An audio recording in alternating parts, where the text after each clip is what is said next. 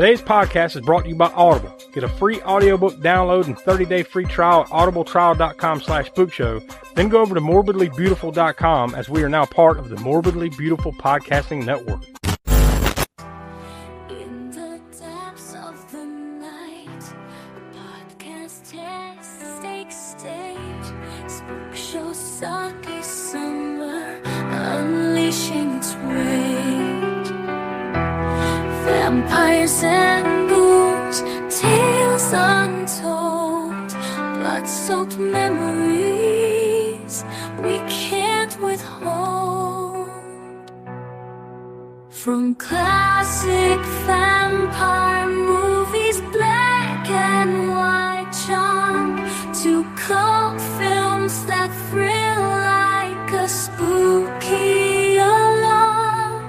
Canon Films creations, a wicked surprise. VHS video, nostalgia in our eyes. Nightmare shadows lurking in the dark. Spookshow Sucky Summer, leaving a mark. Monsters and Dracula, blood on the screen. Classic movies and cult films haunting our dreams.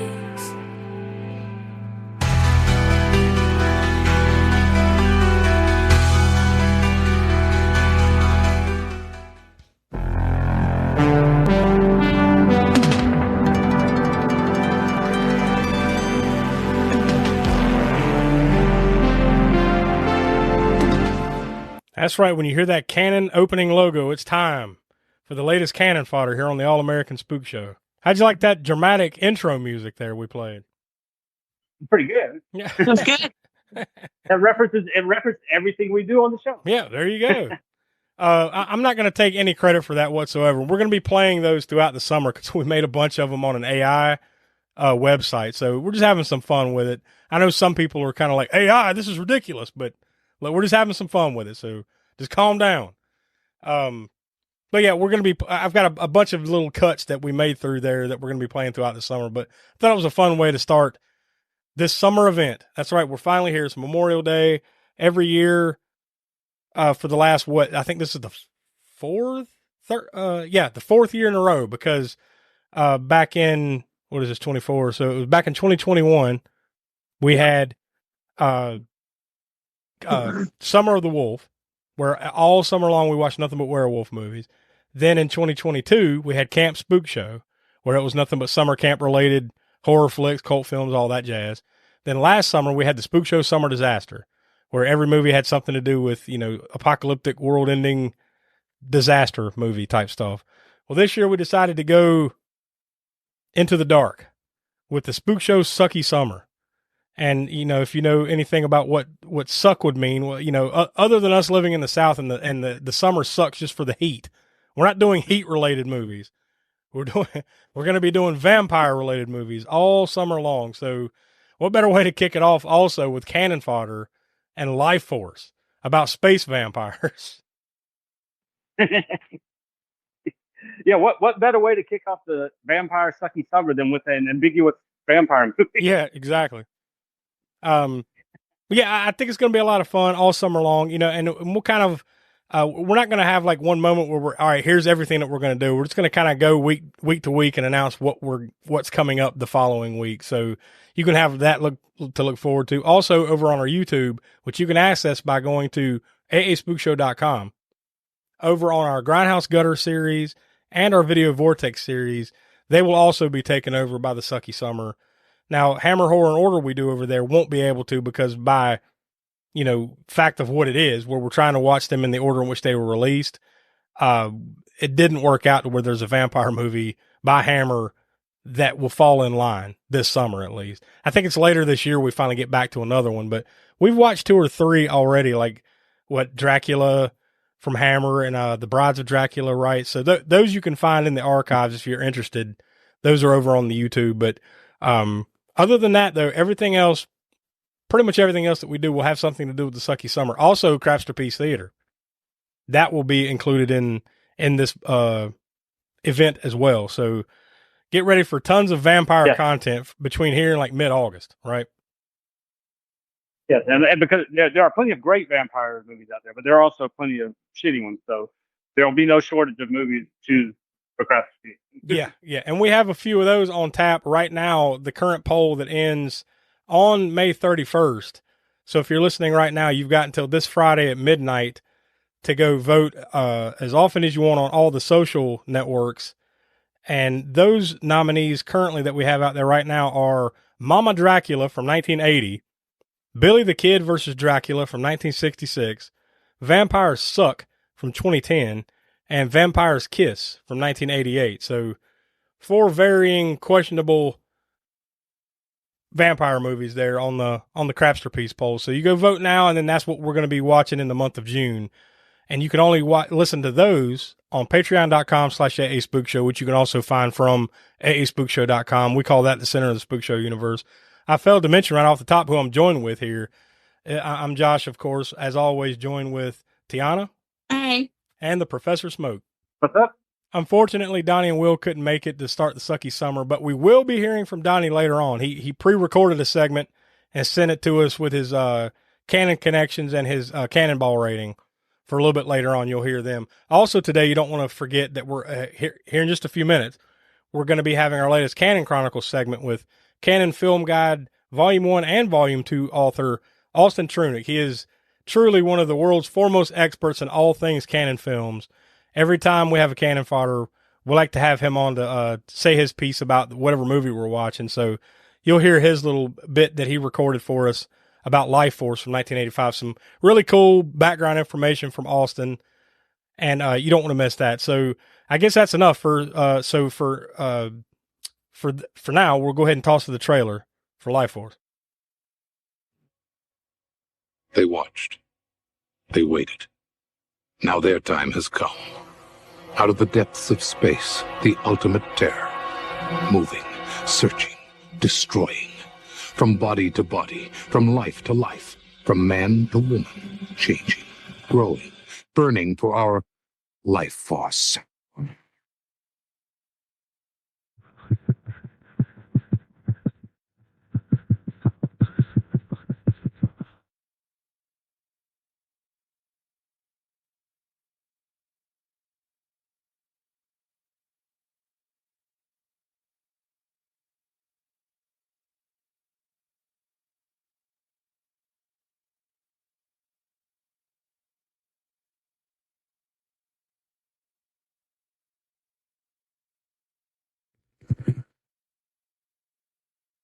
From the director of Poltergeist, from the special effects creator of Star Trek, the motion picture, Lifeforce.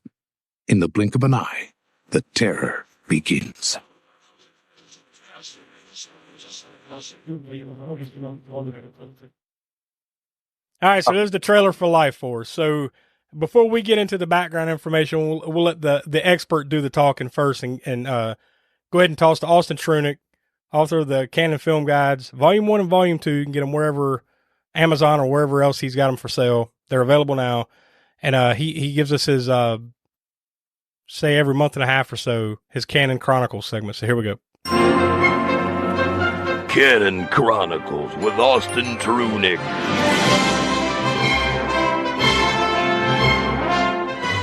Hello, Spook Show listeners. This is Austin Trunick, author of the Canon Film Guidebooks. Today, I'm here talking to you about Lifeforce, or Space Vampires. That's a title that it was released in some places. It should have been released everywhere, in my opinion. More on that later. Now, Lifeforce came about as the first film in a 3-film deal that Canon made with Tobe Hooper. Originally, the 3 films were going to be Lifeforce and Invaders from Mars, the remake that Tobe ended up making, as well as Spider-Man, a version of Spider-Man. That was the original plan.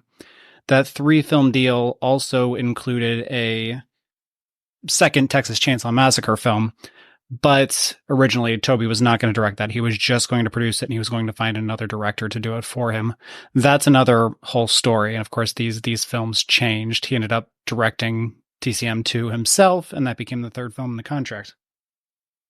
Lifeforce really brings together a dream team, in my opinion, of 80s sci-fi horror names.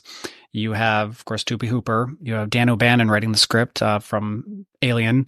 You have John Dykstra on special effects. You have Nick Maley doing all of the creature effects and animatronics and makeup. Nick Maley of Star Wars, Empire Strikes Back fame. This is the guy who really did a lot of the work on Yoda, which is kind of amazing. You have Henry Mancini actually doing one of his rare genre scores, one of the great composers. It's really a lot of wonderful talent who works on this film, and you can see it on screen. It's a movie that looks amazing. It's one of the, in my opinion, last great practical effect films where the money was just thrown into puppets and matte paintings and miniatures and things like that. The most impressive thing to me is there's a moment when they're studying the corpse, this desiccated corpse on a table, and it comes to life and transforms. And when this thing gets up, and it's really a great, scary, creepy moment, that puppet, that animatronic, was controlled by 27 puppeteers, which is insane. You had 27 people, each controlling a different aspect of that thing. It's incredible. Of course, not long after this, you wouldn't get that kind of detail. That's all going to be done on computers. This was probably one of the most complex special effects creatures in any film done practically up to that time, and really afterwards. Canon had optioned Colin Wilson's book back in the 70s, actually pre-Canon, before Golden Globus took over Canon. They had bought this book under the title Space Vampires, and it's one that they had been advertising throughout the early 80s. One of the earliest versions has Klaus Kinski in the as the highest billed actor, which is kind of amazing to imagine him in this.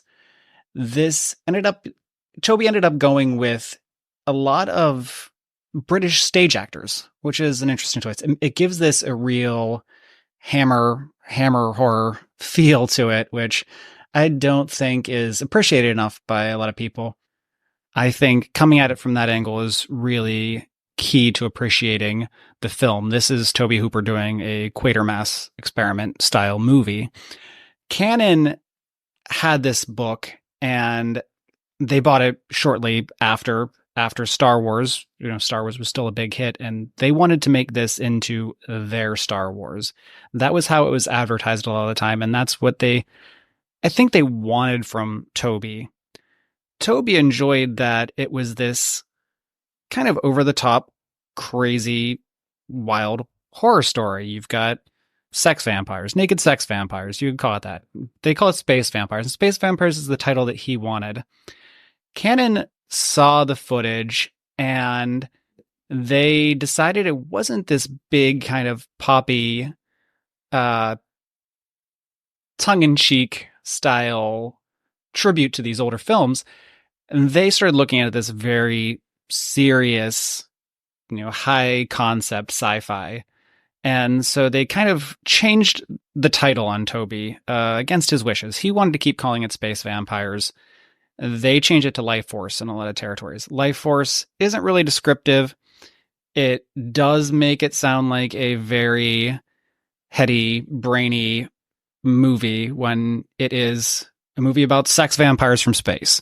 And I feel if a lot of people who kind of came at it or either modern people who don't like it or the critics who were very down on it early on, they were reviewing it as a movie called Lifeforce, which I think if you come at it from a movie called Space Vampires, it fits the title better. It's a small point, but it's something that for years and years after the movie had come out, all was said and done, Toby would come back to this. He would mention that he didn't like the title. He wished they'd left it the same. And it clearly bothered him. I think it does kind of change how people look at the film. So looking at it as a movie called Space Vampires, it's fun. It's filled with special effects. It's filled with some, outstanding actors. You have all kinds of great, cool things, from the monsters turning into dust to when they hit the bars to Matilda May throwing in, like, blowing up into a splatter of blood. That's some cool stuff. I'm not going to go too deep into Matilda May, because I'm sure the guys here are going to be talking about that plenty throughout this podcast.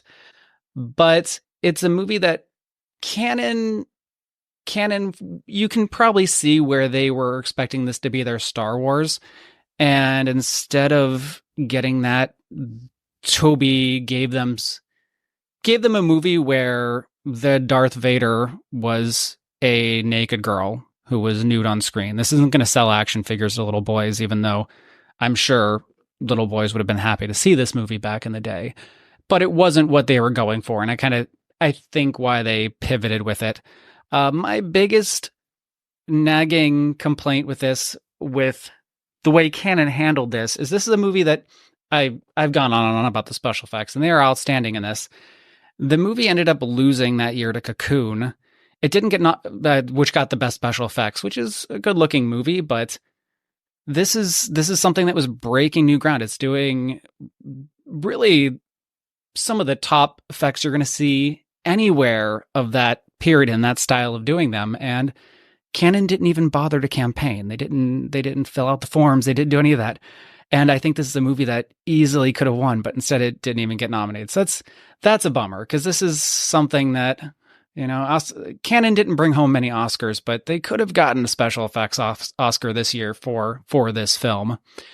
And anyhow, I'm not going to go too much further, because I am already running over here, but I am going to give it a 5 out of 5. I really have to. I think it's underrated. I think it is easily Canon's best looking movie they ever made.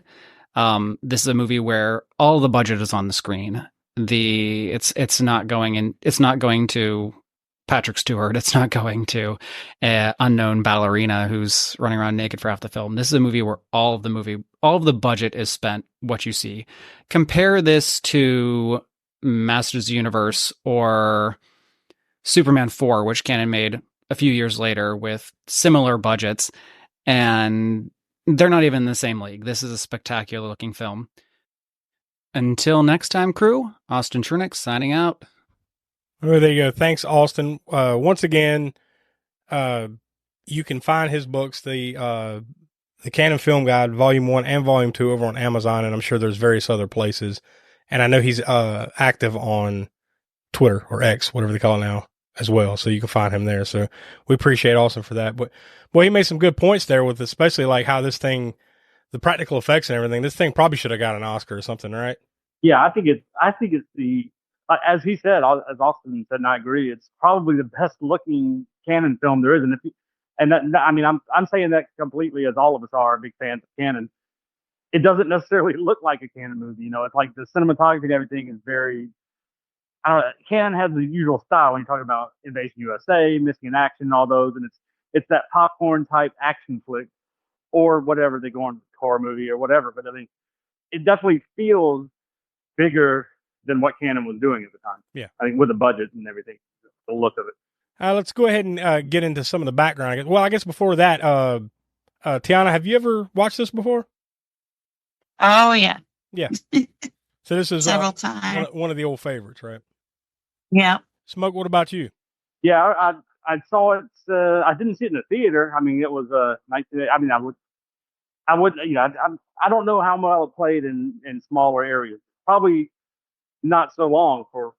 Unfortunately, it's a very underrated movie, as Austin mentioned too.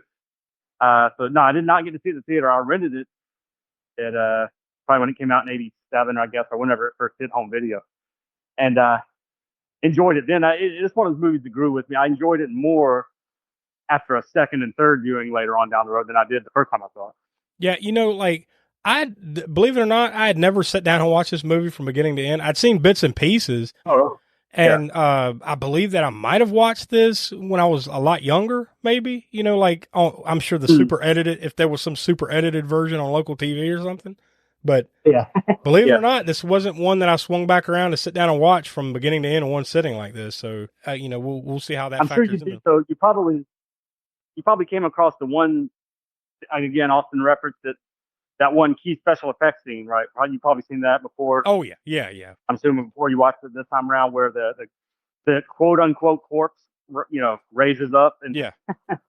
Yeah, that's definitely some of the highlights that I had seen before, but like just sitting down and like actually fully paying attention and watching it from beginning to end, I believe this is the first time. It's for sure at least the first time the unedited version.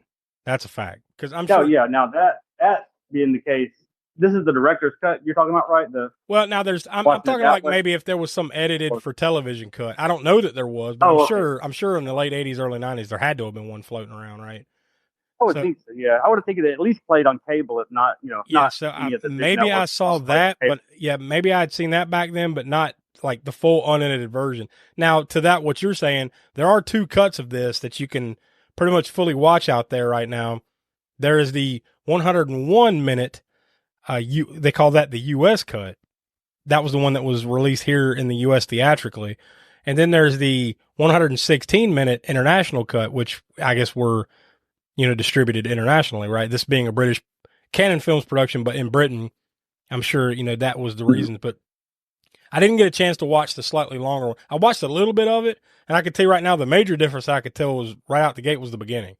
Like, it's a completely different credits beginning and everything. Like, and in the U.S. cut, it's just kind of like, here's the Lifeforce logo, you know, and a handful of opening credits, and then there's a scroll of words that go, you know, down the screen. Well, in the international cut, that none of that's there. There's a narrator. There's a narrator kind of. Yeah. Oh yeah. Yeah. And I didn't look this up. I commented to Gianna while we were watching it, but it sounded like John Larquette to me, who did the narration on the original Texas Chainsaw Massacre. You know, opening narration. Yeah. It sounded like that, but it may not have been. I didn't go back. I forgot to go back and look until you mentioned about the narrator right now. Yeah, I mean, you might not be off base there. I'm not sure. And the connection makes sense, right? Like you said, with Tobe Hooper, the original Texas Chainsaw and everything. But yeah, there was, in the international cut, there's narration, and the U.S. cut, there's not. But so I did see that much off the beginning, and the music too, like that NFL Films music. Dun, dun, dun, dun, dun, dun, dun, dun, dun, dun, you know, they play that at the beginning. In the international cut, they play that at the beginning. When the U.S. cut, it's not played until the end credits. You don't hear that music at the beginning.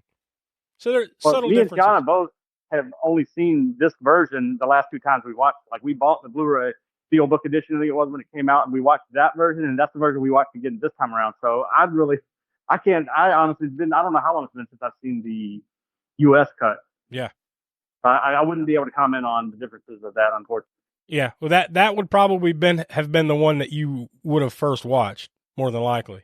Yeah, the U.S. cut, you know, back in the day. And I probably haven't seen it since back then in the days of video rental, because every other time I've only watched it the two times that me and Tiana watched it, which has been, I forget, whenever that Steelbook came out a few years ago, I guess, a couple years ago maybe, or whatever it was. And this time, before that, it's probably been since the video renting days that I watched, and I probably watched it at least 3 times from the time it came out till like sometime in the 90s, I guess.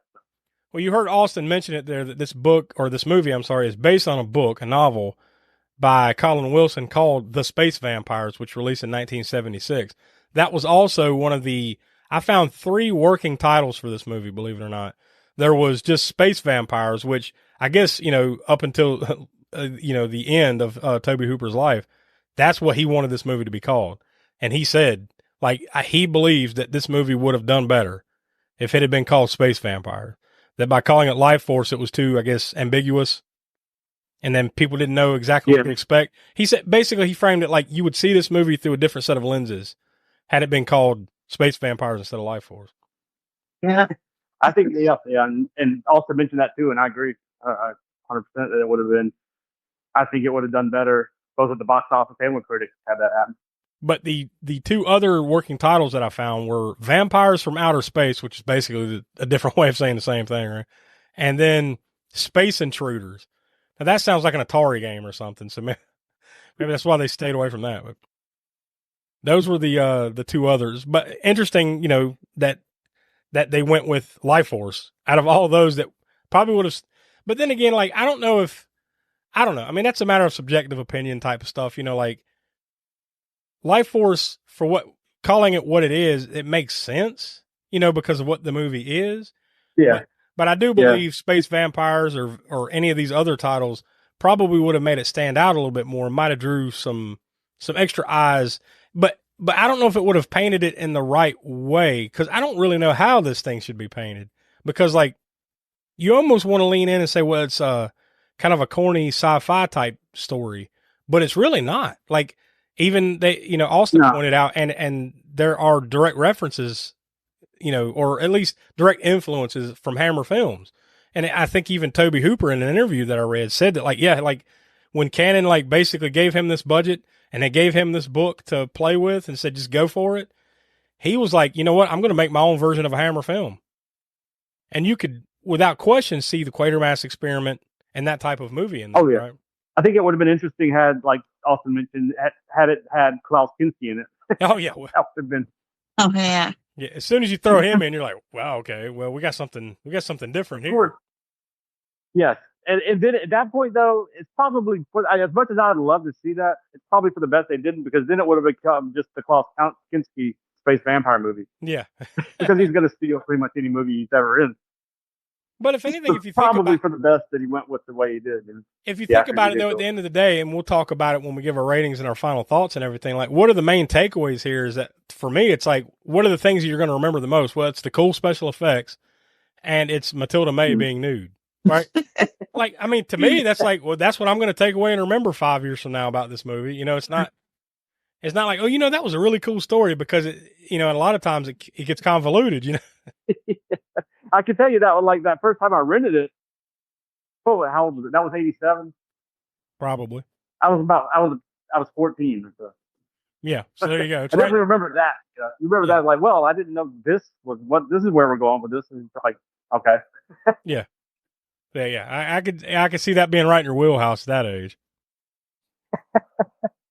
But and of course back then they didn't care. They rented you whatever you wanted to rent. Well, yeah, they're not going to screen. Lifeforce. I mean, they wouldn't have had no idea there was a space vampire walking around nude and you can rent a 14-year-old kid. Yeah. It was released June 21st, 1985, here in the U.S. I guess around the world, but specifically here in the United States. It was produced by London Cannon Films and also Eastdram, and distributed by Cannon Film Distributors. It was rated R, of course. If you've ever seen this, you know. Total runtime of 1 hour and 41 minutes. I guess that's that would be the U.S. theatrical cut runtime there, because I think the other one is 1 hour and 56 minutes, so it's 15 minutes longer. On IMDb, it's listed as an action horror mystery film. It was filmed in and around the London, England area from February 2nd to June of 1984 for a budget of $25 million, which is really high for a Cannon film, right? Like, we've done a good handful of Cannon films here with Cannon Fodder, and not many of them have a $25 million budget, right? No. No. No. I think Golan and Globus would have rather have made like 25 movies with that. Oh, yeah, definitely would have. Like I said, I'm surprised, there's a lot of things that get attached to Cannon that they distributed. And I'm not saying that those movies that they distributed versus the ones they made were better made. But this one is one that you can kind of see, well, maybe they just attached their name to it in some way. They had some sort of something they did. But no, it was a full-on Cannon production. Yeah. But a full-on Cannon production that doesn't look like a Cannon production. It looks like any other number of high-budgeted, or at least mid-range budgeted Hollywood movies at the time. Yeah, absolutely. And that's with what, like Austin was saying, the talent behind the camera. That's why it looks, let's face it, that's why you get what you get here. Yeah. It's not because of Golan and Globus, I can tell you that.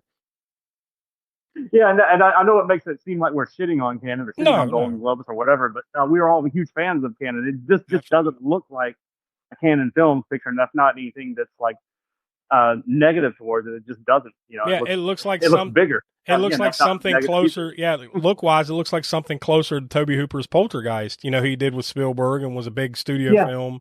It looks closer to that than it does anything Cannon ever did. Absolutely. I'm glad you mentioned that, because that was one of the things I was thinking of saying on the podcast while we were watching it the other night. It looks like Alien mixed with Poltergeist in a way. Yeah, Absolutely. Yep. You can definitely see Toby Hooper's influence and the look of it when compared to Poltergeist and and a few other of his films, and the Spielberg influence there, right? Which was at his Yeah. the height of his powers there at this time period. I didn't think about this while I said it, but I said it looks sort of like Alien meets Poltergeist. Not even really connecting or thinking about it that Dan O'Bannon was one of the writers who wrote, the Alien. screenplay of Alien. Yeah, exactly. But with this much talent, like Austin said, I mean, like you almost trip and fall into something that's going to at least look great. I think where it probably hits some snags is the story, and we'll get into that. As we normally do when we have it, I've got the top 10 in the box office if you're interested. By the way, this thing did go on to a worldwide gross of only $11.6 million. So it didn't even earn half of its money back. So I'm sure it got a little bit more back later on in video distribution and all that stuff. But man, it was pretty much a bomb for Cannon and for Toby Hooper there. But the top 10 in the box office that particular weekend, I'm going to add in number 13 in the box office, because it was the original Beverly Hills Cop was still playing in the theaters here this weekend of June 21st through the 23rd, 1985. Beverly Hills Cop was still playing in theaters 29 weeks into its run. So I'm sure that did affect things a little bit, but I'll jump to the top 10. Number 10, Secret Admirer. Number 9, Brewster's Millions, Richard Pryor classic. Number 8, the latest James Bond flick at the time, A View to a Kill.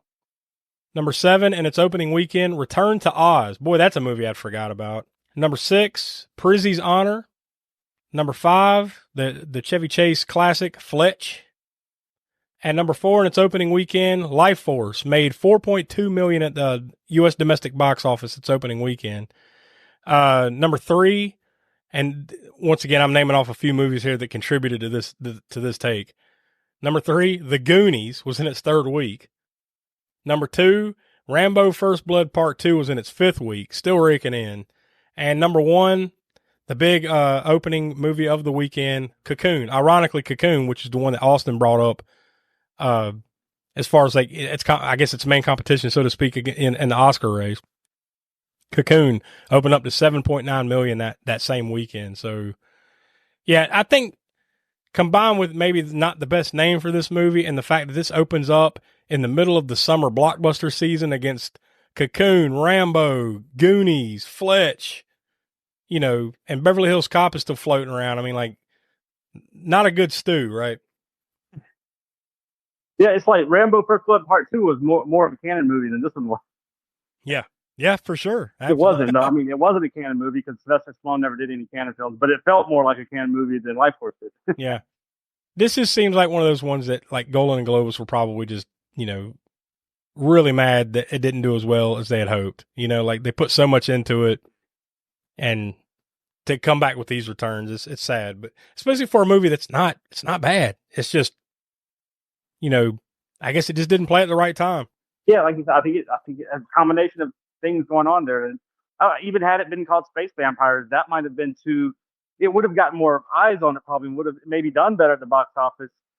But then also that it's almost too highbrow even for that title, even though, some of the stuff that's going on there isn't quite alien territory exactly, or isn't quite the most serious of sci-fi. It's still more serious than the Space Vampires title would maybe allude to. So I don't know how it would have done. Yeah, I mean, not to dwell on it, we've talked about it enough, but like, if it's called Space Vampires and you go see this movie called Space Vampires, you would not have come away happy, I don't think. Probably not. No, you would expect it to be cheesier than what it was. Yeah. And then like calling it Lifeforce, you expect it to be more highbrow than what it is, maybe. So I don't know what the answer is, but maybe a title that wasn't either of those. Yeah, so it probably would have got a few more eyeballs, but I think people would have been more disappointed. Especially in this time period where, like, the name of something kind of in the poster and everything kind of drew you in more back then, because we didn't have internet buzz and shit back then. It was just like, what made something popular was like, oh man, this looks awesome. Look at that poster. Look at the trailer. Look at all these things around it. And then the buzz would swell, and then that would get you to the theaters back then, and things played in theaters longer and stuff. So I don't know if the word of mouth would have been any better. It probably one thing, and what probably would have mattered to Canon more, it would have put more money in their pocket maybe, is it probably would have done better at the box office. But then people would have come away saying, for a movie like Space Vampires, this is way too highbrow. Yeah.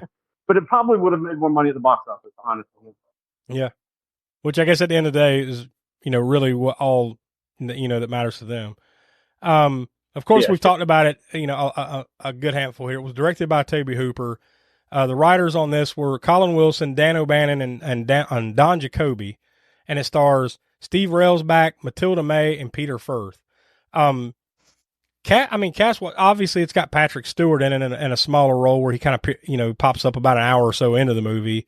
You would know him as Captain Picard from the Star Trek The Next Generation series forever, and X-Men, and so on and so forth. Everybody knows who Patrick Stewart is, but as far as faces, man, there's some recognizable character actors and stuff in this, but there's not a lot of star power here either, right? No. I mean, like Trudick was saying, that it's more British stage actors. So maybe, if you're living in Britain in the 80s when you saw this movie, you maybe recognize some of these other players from other movies, because I'm sure these British stage actors also were doing some movies in Britain at the time. So maybe you wouldn't recognize more people in it than if that being the case. But most Americans, I think, at the time, seeing this, probably didn't really recognize too many of those people. Yeah, and the main one that we've mentioned, Matilda May, she was a French dancer, basically, fairly unknown. She would have been roughly around 19 when they made this, and didn't really go on to do. I mean, she did a bunch of things, but nothing that you would really remember her from. Yeah, mainstream Hollywood type thing. Yeah, no, I mean, a lot of French cinema and stuff like that. So, maybe if you're in France, she's probably a little bit more known than she is here in the United States. But this didn't launch her into bigger and better things as far as a bigger, wider career or anything like that.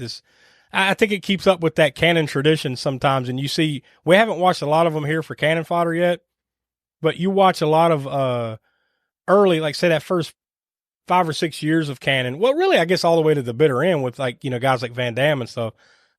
Give them credit. Yeah. Oh, yeah. Give them credit for always trying to find the next big star. And I think that was more money than it was anything else. They're like, Yeah. well, we could pay, I don't know, fill in the blank, who would have been big at the time, some big actress, or we could get this unknown French dancer, she'll be nude and we could pay her like $100,000 or whatever they paid her. I read that it took her 6 months to learn English just for those little bit of lines. Yeah. And I was about to say, it's not like she has a massive amount of dialogue either. So that's rough. Good evening, ladies and gentlemen. The management of this drive-in theater is happy to announce you can enjoy your favorite form of movie entertainment regardless of rain. No longer will it be necessary to let rain spoil your fun.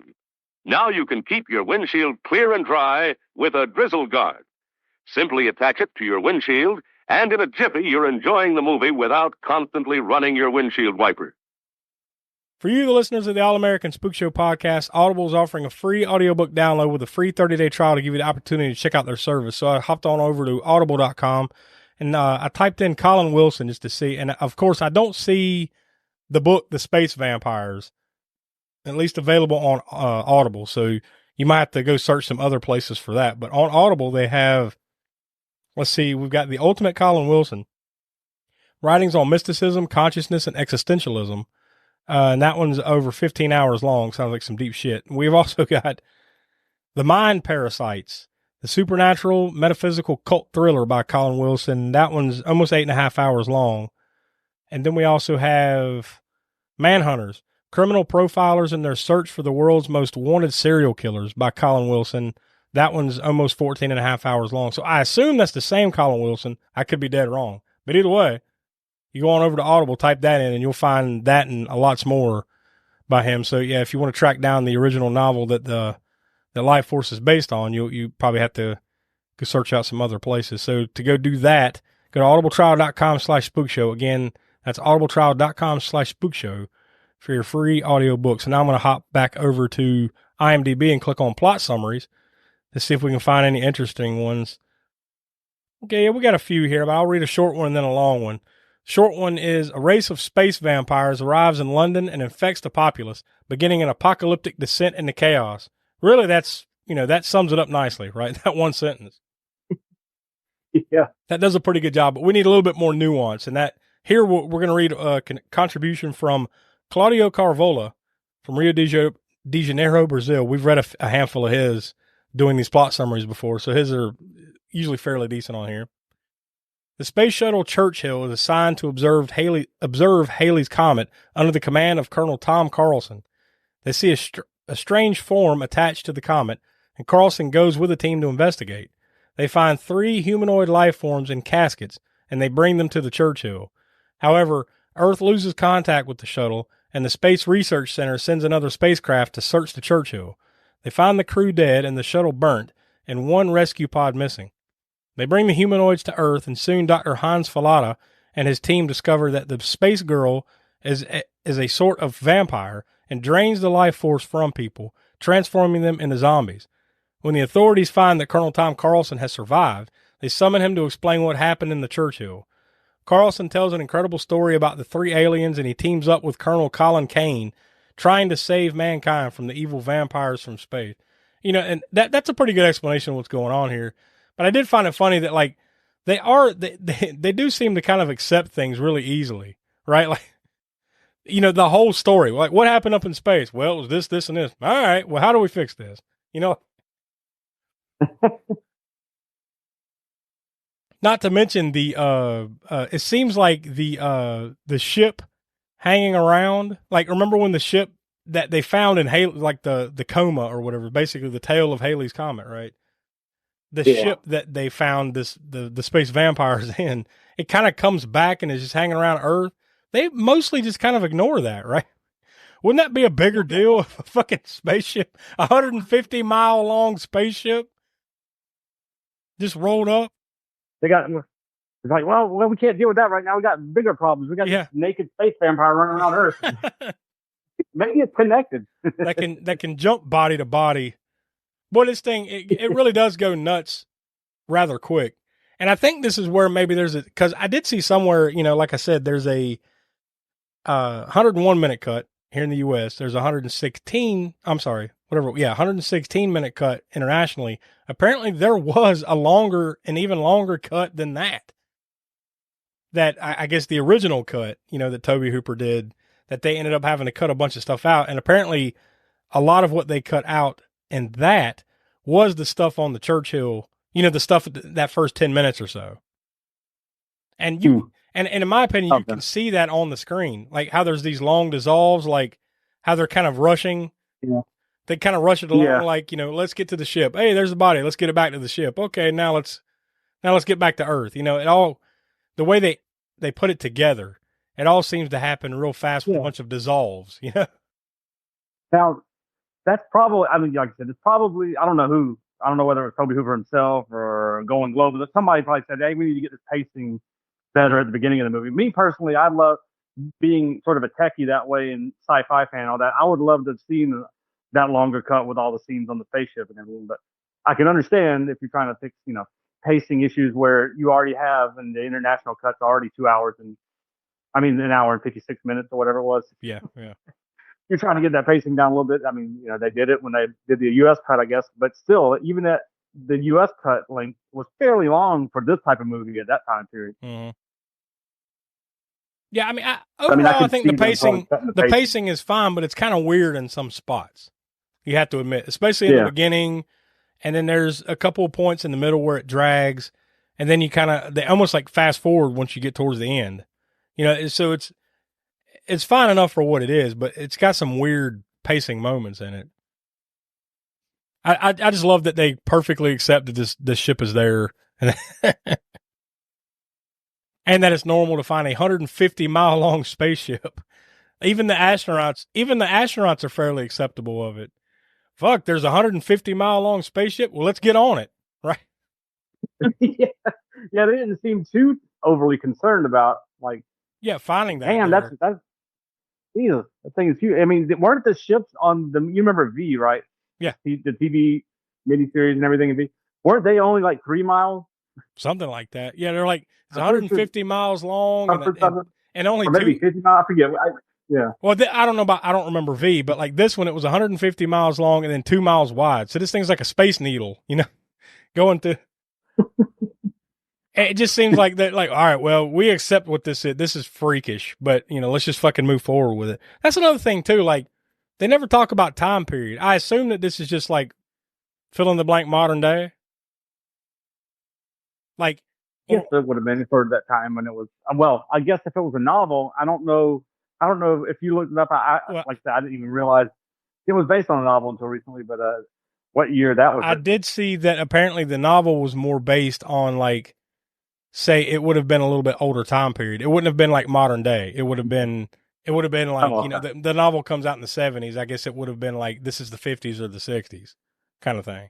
Yeah. Oh, okay. So it probably was written more like a pulp, even though it was written in the 70s, but written more like a pulp Probably. sci-fi horror thing for Yeah. the 50s. Yeah. Because that was one of the things that Hooper wanted to change, was he wanted to bring it to a modern time. But, throughout the movie, though, it almost seems like, because, the fact that they have space travel, they have a zero gravity spaceship that goes and finds a massive spaceship in the tail of Halley's Comet. This doesn't seem like modern day. This seems like slightly in the future, But then again, but then nothing else looks like it. They have this advanced NASA space technology, but nothing else on Earth is advanced more than what it was in 1985 or 6 when it was shot. And also, you never a completely different thing. You never find out what this girl or whatever it is, this alien, what its actual name is. They just, in the credits, she's credited as Space Girl. And, and I think they even say it a couple times in the movie. So, like, you never get a name or what the hell is it? It's just, well, it's a space vampire, so it's Space Girl. But that first scene, though, where she comes out and she drains that dude dry, like sucks him dry, that's one of the more iconic scenes, right? Where, like, you see her, like, grabbing a hold and then, like, sucking, like, almost like makes him like a raisin zombie, right? Yeah, and it's not the for those who maybe haven't seen it or whatever. It's not like she grabs her face and pulls it to her and sucks them right out like you would think in a. You might be thinking that she just sucks the blood and everything, or his life force, whatever, right out of him, and he shrivels up, which he does. But it's more like she's not right. She's away from him a little bit, so it's like these. You get the animated lightning bolt flash, electricity things or whatever. Yeah, it's part of the life force, I guess. Right? Yeah, and that's the other thing too. So Poltergeist makes you think of the animation in Poltergeist. They never really come right out and say that she's sucking souls out of people, right? But that's basically what's happening here, right? She's sucking the souls out of people, or these space vampires are. Yes, sure. Yeah, the soul and I guess all their bodily fluids too. I guess I don't know, because they shrivel up, so it's not just energy only she's taking from them. She's taking from them their life force. Without trying to define that, I mean, it's their energy, their soul, and all of their fluids. Like even though they don't really mention blood, I mean, it has to do with vampires and their space vampires, but they don't necessarily mention that it's a blood thing either. But no, it's just obviously it shrivels them up. So it's I guess you kind of gather it's like whatever makes whether you believe it's a soul or just a little zip of electricity that makes a body animate, like whatever your belief system is, like. Whatever makes human beings humans, this is what she takes out of them, right? Yeah. He definitely wasn't, and I don't know about the novel, but he definitely wasn't going for that mysticism or religious aspect of what she was doing, But then also not going for the scientific either. Yeah, it's So like you said, you can kind of put your own views in there of what you think that she was taking from them. And we mentioned her the most, Space Girl, because she's the main one, and that's the one that they generally focus on, but there are two other space vampires with her who they're unnamed. They're just, the other Vampire 1 and Vampire 2 or whatever, right? But fairly early on, they get blown up by grenades. Now you find out a little bit later on. By the way, I should say, because we haven't said it yet, we are a spoiler-filled podcast. So if for whatever reason you haven't seen Lifeforce and you want to, you probably want to hit pause now and then go watch it and come back later, because we're going to spoil it for you. That's kind of what we do here on the Spook Show. But yeah, so like those two guys get blown up with a grenade, and then a little bit later on they come back, and then they're taken out in different ways, right? But so I guess it's weird. It's like a mix of like there's some traditional vampire lore, and then there's the space stuff, right? So I did find it interesting though. Did you notice that they point out that, like, yeah, all those vampire stories you've ever read or the movies you've seen, this is the shit that it's probably based off of. because they have visited Earth before, right? There's some line in there where they say that. Yeah. Um, Yeah. So they kind of tied in with vampire lore, right? Yeah. So like whatever we say is vampire lore, this is probably where, you know, in this story, in this world, this is where we got it from, right? It was these space vampires. I thought that was an interesting way to kind of tie them together, though, right? Yeah. You know, after she drains them, the one guy comes back an hour later, right? Yeah. Well, there's a very, very specific time period. It's like in this movie, it's like 2 hours. Like you get your soul sucked out, whatever the hell happens there, and then you're basically going to be dead for 2 hours, and then right at 2 hours later, you're going to like all of a sudden just, you know, but now you're like a drained zombie man person, whatever. And I guess you only live to suck the force out of someone else. So that's where the parasitic type of thing comes from, right? Like, Yeah. and that's why it passes around so fast. Yeah. And they had a cool, you know, experimentation stage when they were finding out about that, how the time period and all that stuff. Because, you know, when you hit that, if you don't suck out a life force, you just apparently explode into a dust pile, right? Yeah. And even that kind of gets inconsistent in a way. It's like, you know, the way the various ones die, like they wake up, suck somebody's soul out or whatever, and then like that first guy that you're talking about, Tiana, he comes back, he's like fully back, but then all of a sudden, I guess that wasn't enough energy, so I guess they got to keep feeding.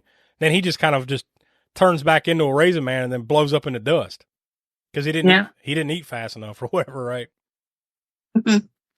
And then, well, was that the same one where he's like they've got him locked in a cell and then he just runs at the cell and then just explodes? Yeah. Yeah. I mean, that's once again, the visual effects, you know, like knowing that most of this is practical effects. It's really cool, isn't it? And then it kind of reminds me, I was telling Brian, it reminds me, the puppeteer thing definitely reminds me of Return of the Living Dead. Oh yeah. Yeah. Yeah. It looks almost exactly like those. Yeah. Yeah. Yeah. Which if you're fans of that, you'll enjoy that That's what aspect I'm of it. Because there was a female corpse or whatever that, you know, got the life force sucked out of it that had blonde hair, right? Yeah. And then they bring that body back, and then it reanimates on the table, and like then it just looks just like the Return of the Living Dead because it was a female, blonde or redheaded, you know, zombie in Return of the Living Dead that came back to life on the table like that.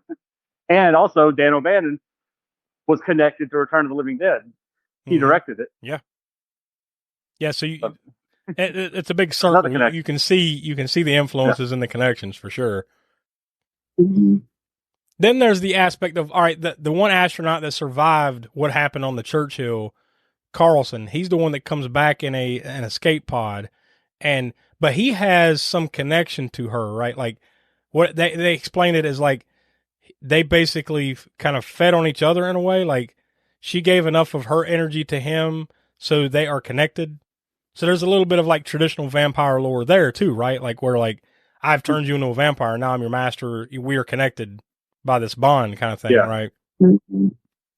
And she eventually wants to, you know, in the end, she wants to take that back from him. So that's kind of the bone of contention. But they use that as a way throughout the movie to like, you know, he knows where she's at, or he knows things that no one should know because of his connection to her and the fact that she can jump from body to body, right? Like, I guess her body is holed up somewhere, but her essence can travel into other people. So there's a lot of that jumping around. So I think because some of this is so convoluted, there's a lot of exposition in this movie.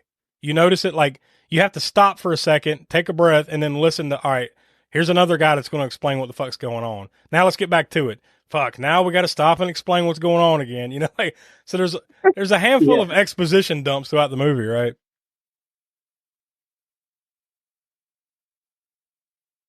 But when that I don't know if that's. I'm sorry. Go ahead. Oh no, but I was gonna say I don't know. Again, without having read the novel, I don't know how that was played out in there. You know, the lore and the explanations of it. It just seems that like because maybe of the constraints of you know, of what they were trying to achieve in a certain time period and everything, they just had to like dump a bunch of shit. Like fuck, we got to explain this. All right, everybody stop. Let's explain it. And that happened a few times. So like, Yes. so I think that's where the pacing kind of gets screwed a little bit because they have to stop and explain things in a way. And they try to do it as smoothly as you can, but, it makes it a little clunky, storytelling wise. Yeah. But they finally meet up with Dr. Armstrong. That's Patrick Stewart's character, right? And there's the whole scene with him where he's possessed and they eventually have to strap him down. Like he's possessed with her, like with Space Girl. They have to strap him down and put like this hypnotic, what do they call it? Like it's something to put him under hypnosis, right? Some kind of drug. And they keep having to pump him full. And then the one guy comes running into the room, gets his neck broke like instantly. Like, but the funny thing to me was after that scene, all hell breaks loose. Like it's literally like, fuck, that was messed up. And then they open the door and then London is just tearing itself apart. It's that fast. Mm-hmm. It's like zombie apocalypse. Yeah. All because and they yeah, missed well, a I have a couple. remark about this. That's when it gets real canon-like at the end with all everything exploding and everything. Yeah. And then Dr. Falada, who they had been talking back and forth. He's kind of like the expert, whatever kind of expert he is. I don't know what the hell he's an expert of, but he seems to kind of know things about how to do things. And like he finds this old sword and then takes out one of remember the two vampires that got blown up by a grenade? When they come back, he takes out one dude with a sword. Yeah. So now they know if you've got an iron sword, you can drive it through kind of like, not necessarily in the heart, but in the center of their stomach, kind of, right? Like through the center. If you drive it through there, you can take them out. So that's how they figured this out. Another cool scene that happens right after that, though, when they've got Armstrong on the, remember they've got the two guys that are possessed or whatever, and they've got Armstrong on that helicopter, and then they just melt. They become like blood pools and then just kind of reform together as her. Like she just kind of, and then stands up like she's just, covered in blood and then just disappears out of the chopper. That's when I'd be like, you know what? Let's just go ahead and say our prayers. This is it. We're done. That scene with Patrick Stewart where he's like, hypnotized with the blood's coming out of him. Yeah. Oh yeah, they definitely got influence from Event Horizon with that one. Mm-hmm. Now which came first though? This would have been before Event Horizon or not? I'm blanking. Yeah, no, Event Horizon got. Oh yeah, absolutely, yeah, no question. Still, it made for a cool that was a scene very on cool. its over. That was a cool scene. Yeah, one of my favorite scenes in the movie is that one. I think that helicopter, the scene we're just talking about is, as well as the corpse scene when it gets up or whatever. I like when Falada, the guy that figured out the sword bit. I guess it was the other vampire. One of them, whatever, takes him out. I can't remember whether it was Space Girl or the other vampire. One of them takes him out, right? And he falls over dead. I love that when he falls over, it's basically like his ass is in the air and it looks like his soul flies out of his ass. So Falada apparently kept his spirit in his ass.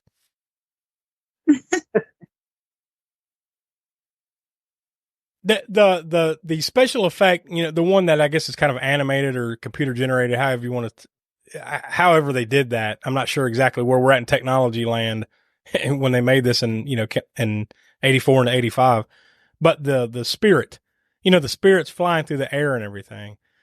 To me, it looked exactly like the original Ghostbusters movie. When the ghosts are like, the containment unit just blew up and now all hell is broken loose. It looks like that, like just flying through the air. However that is achieved back then, I don't remember, but it looks exactly like it. I don't know. I think it's animation, right? I guess so, yeah. Yeah. Some type of animation. Because, computer generation wasn't really a thing yet, or if it was in its infant stages. So it's got to be animated. I didn't dig too deep into that, but it looks exactly like that, though. Still cool, though. Still a really cool effect.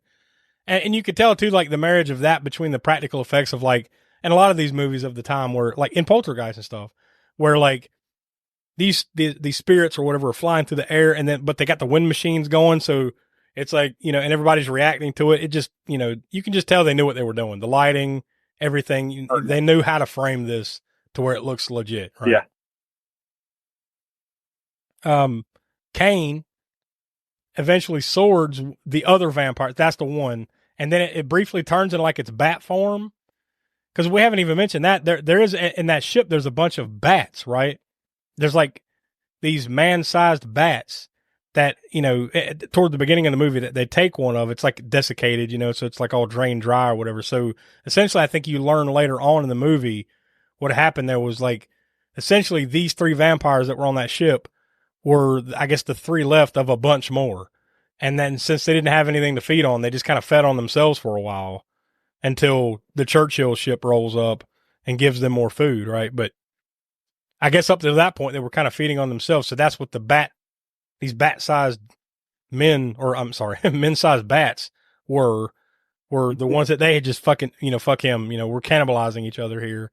So, but you do see that one vampire, when Kane swords it, kind of turned back into its bat form briefly before it blew up or melted or whatever the hell happened to it. Carlson eventually goes down. He finds Space Girl. So now you got the final moment, and he can't resist her, even though he knows that she's bad news and this is a bad thing and he needs to end it. But he has this connection to her that he can't resist. But regardless, he gets Kane to throw him that iron sword, and he runs her through into himself. And instead of them blowing up or melting or anything like that, they just kind of stay intertwined and float into space. I guess back up to the ship that's shaped like an artichoke out in the cosmos there. And that's pretty much the way it ends, right? Like, he stabs them, they float away, and then the ship kind of like, well, fuck, we lost. And then it kind of pulls up stakes and takes off. The end. And then that's when you hear the music. Dun, dun, dun, dun, dun, dun, dun, dun, dun, dun, dun. But yeah, there we go. Lifeforce, or the space vampires. Let the talking about that synopsis there at the end of the movie when you're talking about them at the beginning when they're on the ship and then the bats and then this must have been what happened. I want somebody to make a prequel to the Lifeforce instead of making like remake after remake after remake of things. There's fresh, there's something right there. I mean, it won't make any money, probably. Well, that's I'd like to see it. Yeah, I agree, but that's what would stop them. The first one didn't do all that well. You know what? You're right. Fuck it. Yeah. But you're right. You have to have a huge budget to do it right. Yeah, but you're right. It's fertile ground for hey, explain what the hell's going on here. What led to this. Yeah. There's definitely more fruit on the vine with this story. Yeah. Whether it be prequel, hell, what happened afterwards, what happens on other worlds, whatever, right? Like, there's something there. And like you said, in a day and age where there's so many reboots and sequels and everything, it is surprising that they never did want to touch on this on some level over the last 35 years, but well, there you go. Like I said off the top, Donnie obviously wasn't able to be here for the entirety of the program, but he did send in his thoughts, and we'll get to his rating first before we get into ours. So here's Donnie's thoughts and his rating on Lifeforce. All right, Lifeforce. The start of the sucky summer. Sorry I can't make it there in person. Would have really enjoyed talking, about this with y'all. But oh man, what a bonkers ass movie. But that still yet it's not really enough to make me want to watch it again. Main reason is because I find Peter First's character, Kane, I just find him annoying. And I know you're acting, but your facial expression, maybe I just don't like his face, but either way, the practical effects, certainly give it a big boost for me. I just wish there was more of the kind of dried up raisin bodies. We only see like a few of them. I know we see some on the stairs, later at the end, but, all that said, I'm still comfortable with about 3 cannonballs here. Even though typically my rating system is, 3, I'll watch it again. It's the practical effects here that really give it a boost for me. So I'm comfortable with 3 cannonballs. All right. So with that in mind, and also, Austin earlier during his Cannon Chronicles segment, he gave it 5 cannonballs. So that's kind of the starting point. Donnie gives it 3. He gives it 5. So I'm going to say 4.5 for me. I think it's a great. It's probably the one of, if not the best looking Canon films you'll see. The look of it and the special effects and everything, but I think the story lacks a little bit for me to really, really enjoy it. You know, kind of what Donnie was saying a little bit. So like, I'm going to knock off just a half Cannonball for that though, because this looks great. It's a great Tobe Hooper flick. You get pretty good performances, although it's mostly unknown performances, but still, you know, everybody's doing what they need to do here.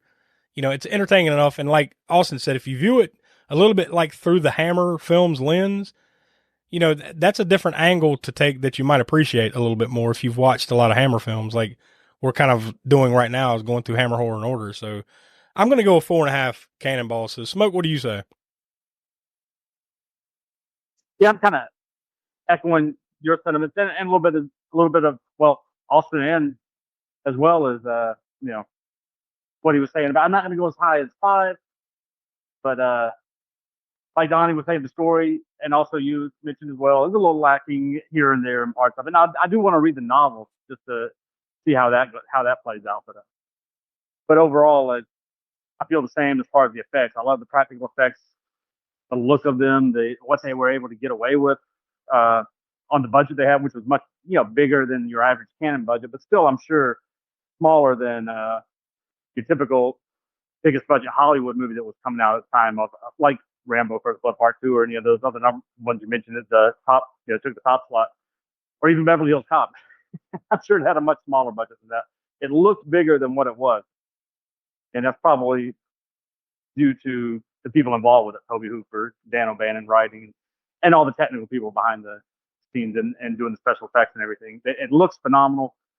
It plays bigger than a Canon movie, as we said, but I can't give it as top marks as have given to some of my other favorite Canon films. We're rating things on the Cannonball scale here. So it's a little bit different than if I'd rated this if we were watching on the regular podcast. But I think I'll still go, I think I'm going to echo yours. I think I'll go 4.5 Cannonballs on it because it is a great looking film and really good story and great effects. And I think anybody who hasn't seen it will enjoy it. If you like Canon films, it's not, like I said, it's not even going to look like Canon films. So if you don't like Canon films because maybe you think they're too cheap and hokey, you probably would like this one. Yeah. So yeah, 4.5 Cannonballs. That leaves you, Tiana. What do you have to say? I'm going to give it a 4 Cannonballs. Okay. I love sci-fi horror flicks, so. Yeah, I think it is good for that. Like, and there's a good handful of those out there, but this is a good example of one where like you can kind of put horror and sci-fi together and make a pretty entertaining flick. I mean, it's no Alien or anything like that, right? But of the 80s, it's a pretty good example of it. So, yeah, I mean, I think fair is 4, or I think 4 is fair, or fair is 4, whatever, right? Fair is 4. Easy for me to say. So that brings us, with Austin's and everything, you add it up and you get a consensus of 4.2 Cannonballs out of 5. So obviously we highly recommend it. It's not on the level of even the last Cannon Fodder we had, Cobra, where we gave that a 4.5 Cannonballs. That's high end Canon stuff, right? And like it's nowhere near like Ninja 3 The Domination Area, which is very Canon, right? Yeah. But it's a solid flick nonetheless, even though it just happens to be a Canon film, right? So take that for the good and the bad. What I mean there. Yeah, if you're looking for a Canon film that's not a Canon film, I mean, although it is a Canon film, there's plenty of Canon films that aren't Canon because they were, they distributed a lot of movies that they didn't produce. That they didn't produce. Yeah. But if you're looking for a Canon production that doesn't look like a Canon production, this is one of those.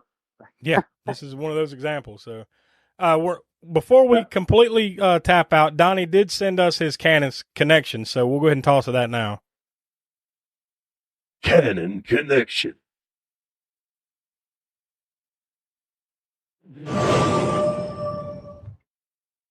All right, Canon connections. It's been a little bit since I've done one of these, so but I've got some connections here that may surprise you guys. So let's get right into it. So what I do here, if you're new to the show, I take this movie's casting crew, and I connect them to past Spook Show episodes, which covers our entire catalog of Cult Corner, our horror movies.